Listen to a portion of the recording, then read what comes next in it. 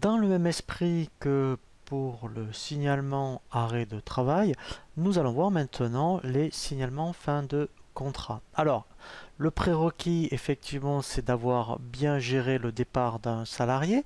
Donc là, je vous invite à consulter le tutoriel sur gérer le départ d'un salarié, ou en fait, ce qui va conditionner le signalement arrêt de travail, quand vous allez faire la procédure de sortie, eh bien, effectivement, vous allez générer un signalement fin de contrat. Donc c'est quand on génère ce qu'on appelle le STC que effectivement suite à ça et bien après dans le menu déclaration on va retrouver ici, vous voyez, dans signalement fin de contrat, on va bien retrouver le signalement. Donc là nous on l'a déjà fait. Alors comment on fait? Donc en fait on fait ajouter, on fait signalement d'un fin d'un contrat de travail et ensuite on arrive exactement à cet écran là où là en fait effectivement donc déjà vous voyez, d'où l'intérêt eh bien d'avoir généré le STC puisqu'ici on peut revoir eh bien effectivement toute la partie je dirais du solde de tout compte hein, par rapport au salarié qu'on a fait sortir. Donc ça on le voit bien dans le tutoriel qui explique gérer le départ d'un salarié.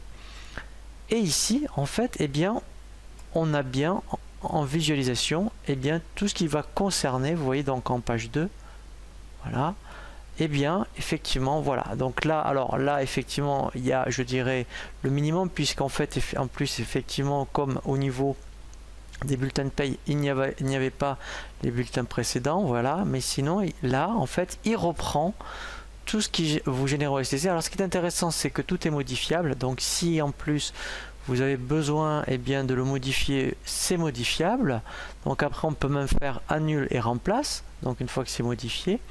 Et ensuite ce qui est intéressant, c'est qu'avant de déclarer le fichier, donc dans un premier temps en mode test, hein, puisque vous allez après donc l'envoyer à Net Entreprise. Donc là après hein, on va voir un tutoriel après effectivement sur toute la démarche lorsqu'on transfère effectivement le fichier, donc soit mensuel ou donc le fichier de signalement, hein, c'est le même principe, à Net Entreprise, on peut le faire contrôler. Et alors moi je vous invite donc à le faire parce que quand vous allez lancer un utilitaire de contrôle, si l'utilitaire vous dit que c'est bon, normalement vous verrez que quand vous aurez un retour positif de Net Entreprise. Et bien après effectivement on peut ici le déclarer. Donc là après il va donc générer un fichier et après il suffit donc de se connecter à Net Entreprise pour pouvoir et bien effectivement donc le transférer. Donc bien sûr il faut avoir au préalable bien avoir indiqué toutes les informations et bien donc au niveau du déclarant. Donc là pareil hein, je vous invite à consulter le tutoriel sur DSN sur tout ce qui concerne le déclarant. Et donc si vous avez bien indiqué ce qu'on appelle le CRE, et bien Net Entreprise pourra vous contacter. Nous allons voir maintenant un dernier tutoriel par rapport à la formation sur la DSN. Et bien effectivement comment générer une DSN mensuelle, puisque c'est au moins ce cas de figure par lequel vous allez être confronté tous les mois. C'est donc au moins de générer une DSN mensuelle si vous n'avez pas effectivement en plus donc soit des arrêts maladie, soit des fins de contrat.